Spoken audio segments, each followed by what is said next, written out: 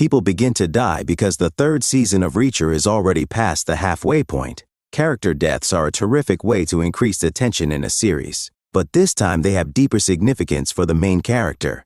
Only one learns the lesson, despite the season's overarching theme of Reacher and DEA agent Susan Duffy, to a lesser extent, resolving their arrogance. Reacher's relationship with Sergeant First Class Dominique Cole, who was murdered by Xavier Quinn, was disclosed in the previous episode. The episode might be the least full story. During the season so far in SmackDown, a lot happens, which regrettably makes the episode feel a little jumbled. The first 4 episodes of Season 3 convey a smaller, more comprehensive plot while fitting into the greater saga.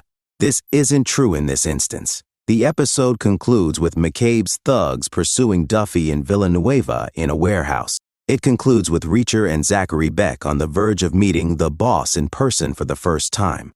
Nevertheless, the storytellers take use of this fragmented sense. Reacher and Duffy are at odds at the end of the episode, despite Reacher's dedication to the cause. In the perspective of her allies, she is naively hoping that her informant, Teresa, is still alive. Reacher believes that the agents he has collaborated with can handle the remaining problem without him, thus he is willing to die in order to murder Quinn. It's depressing, particularly since Reacher almost never enters a scenario believing he won't survive. Reacher and his new allies' relationship begins to flow. As in Season 2, viewers are faced with a task from the new cast.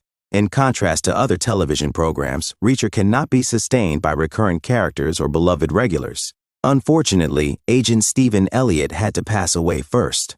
John Cooper, Richard Beck's bodyguard, who had been held in a DEA safe house since the premiere, kills him.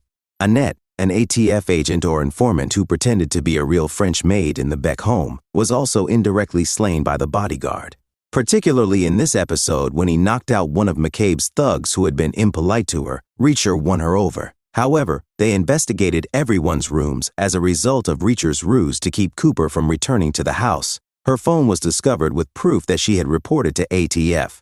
Paulie and Reacher's conflict intensifies in an odd way. Even though Jack Reacher is a huge man, he encounters someone even more powerful and large than him this season. Paulie, the savage gatekeeper, accidentally killed Annette by striking her too severely in the head. Paulie is unfazed by Reacher's attempts to use his fists to exact some revenge. Instead, in a fashion never witnessed by viewers before, he slaps Reacher, ringing his bell and instilling in him a fear of God. Despite dropping a lot of bodies, SmackDown helped the characters come together.